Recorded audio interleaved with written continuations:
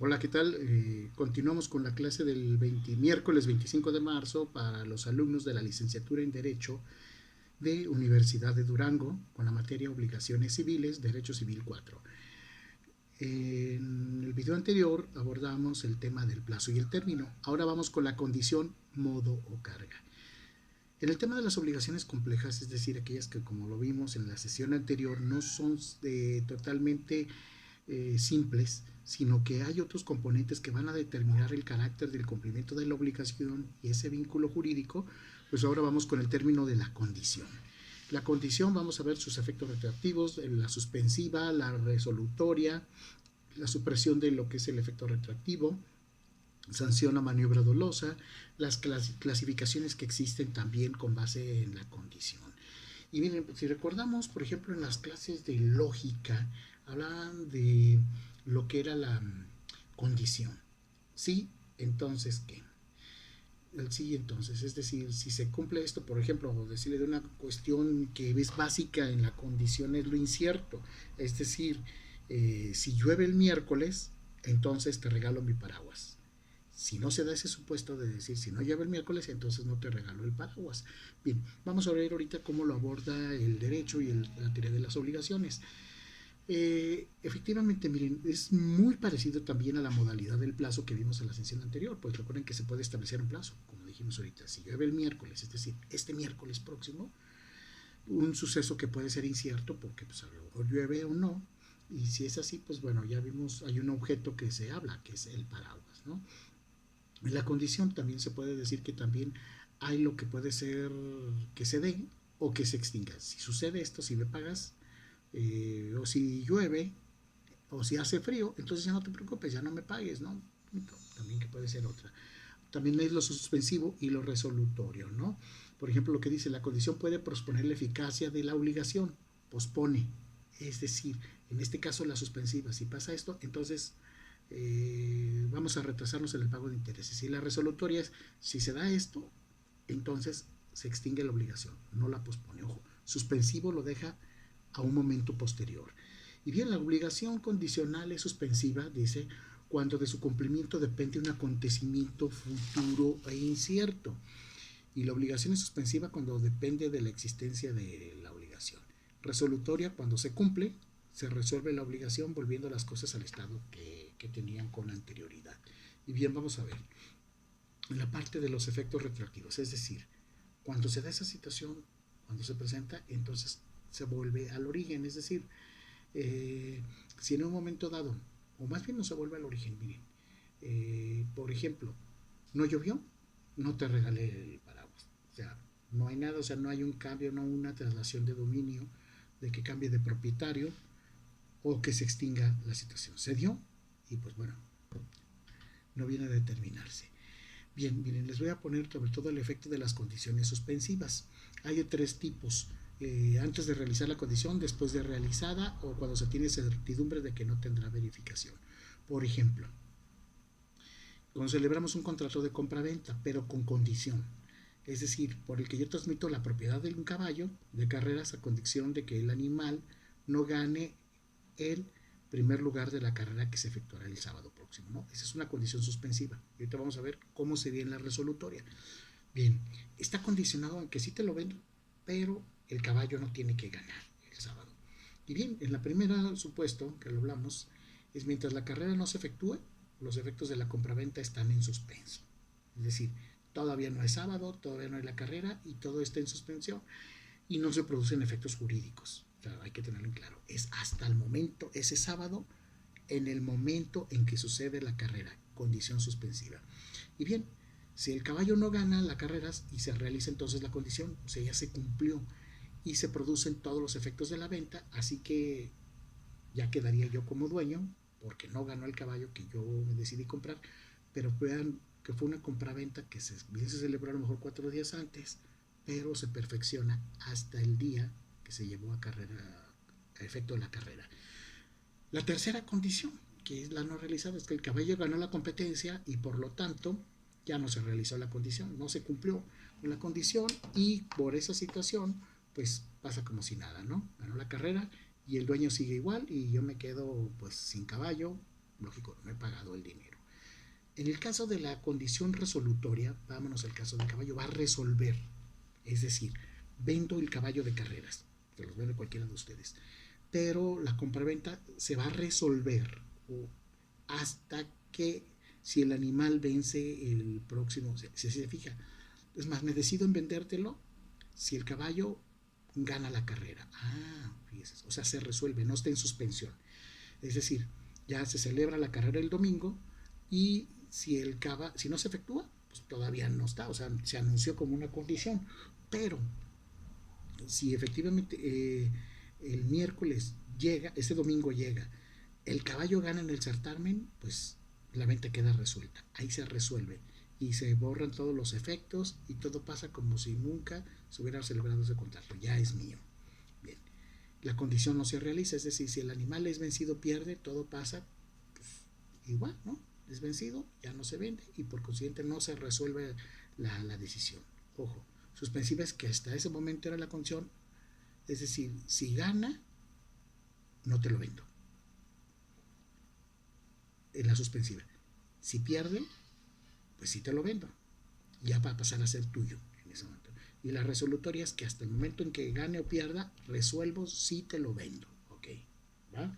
Entonces vámonos a eso. Ahora, sanción a maniobra dolosa. Para efectos de evitar fraudes, el derecho civil ha establecido una serie de candados y de sanciones, porque si es una conducta fraudulenta como tal, pues hay sanciones para el vendedor, principalmente, o en este caso el deudor, porque si quiere cometer algún fraude, el artículo 1942 y el 47 pues los van a considerar como hechos ilícitos y se van a anular. Pero en el artículo 1952 dice que si la rescisión depende de un tercero y este fuera dolosamente inducido a realizar, es decir, a que, por ejemplo, le inyectó, no sé, lastimó al caballo, ese tercero, para que no se dé una resolución, entonces la responsabilidad va a ser de él y no se tendrá rescindido el contrato. Ojo, si un tercero interviene de mala fe, en ese momento eso no queda rescindido, continúa. Bien, vamos a ver, diversas clasificaciones de las condiciones, puede ser potestativa, casual y mixta. La clasificación, sobre todo en la condición potestativa, es que yo tengo el poder. Por ejemplo, yo decido si te vendo mi automóvil, sí o no, si me voy a radicar a Colima. Puedo poner, por ejemplo, te vendo mi coche si me voy a Colima. Ok. Ya me fui a Colima, pues me voy a Colima y pues para no llevarme muebles o otra cosa, ya compraré otro, te lo vendo. Y las puramente potestativas son las que dependen en este caso del deudor. Te vendo mi automóvil si quiero hacerlo. Es una puramente potestativa. Es si yo quiero te lo vendo.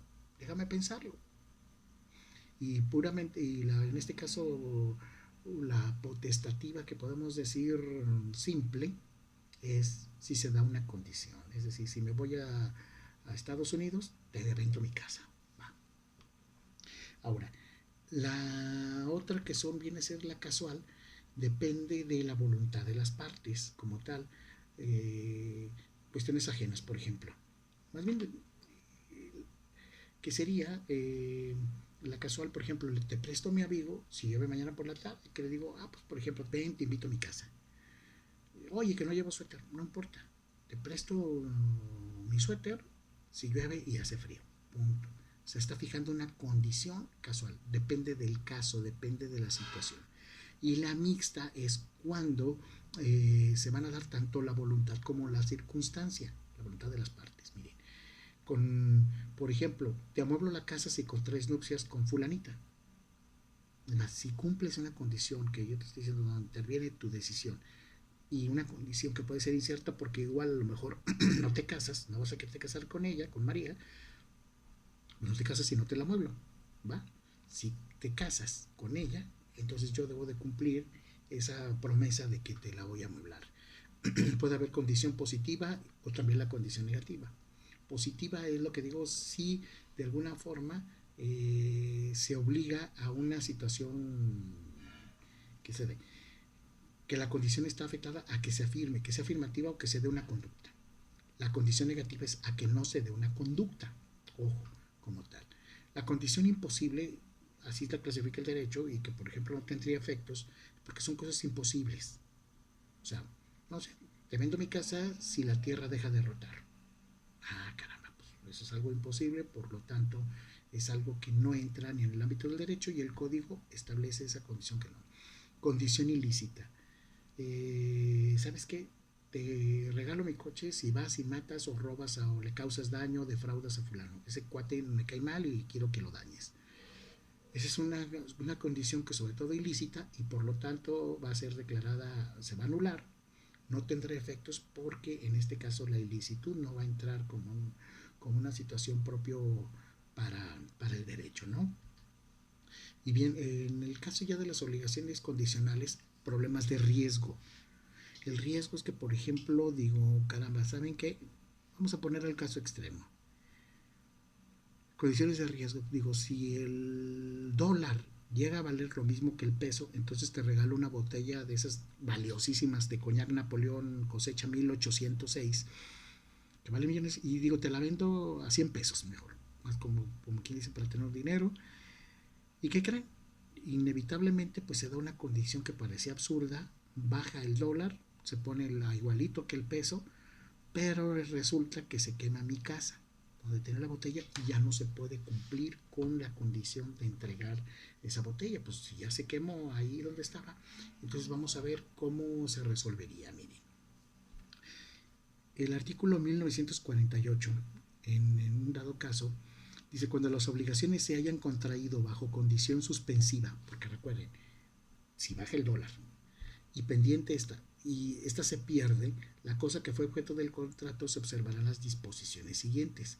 Si la cosa se pierde sin culpa del deudor, quedará extinguida la obligación. Es decir, cayó un rayo y se quemó la bodega, ¡pum!, ya no estoy obligado a cumplirla.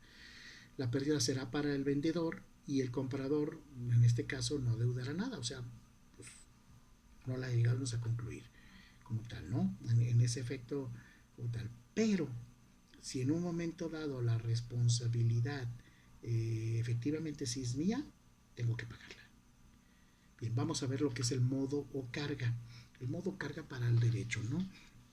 Que sobre todo que viene siendo, se presenta mucho en la donación, carga.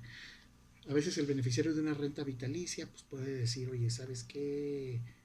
Como una de las modalidades, eh, eres beneficiario, pero te pongo una condición, una carga. Es decir, que publiques en el periódico que yo te la regalé, o que hagas público que yo te hice ese regalo.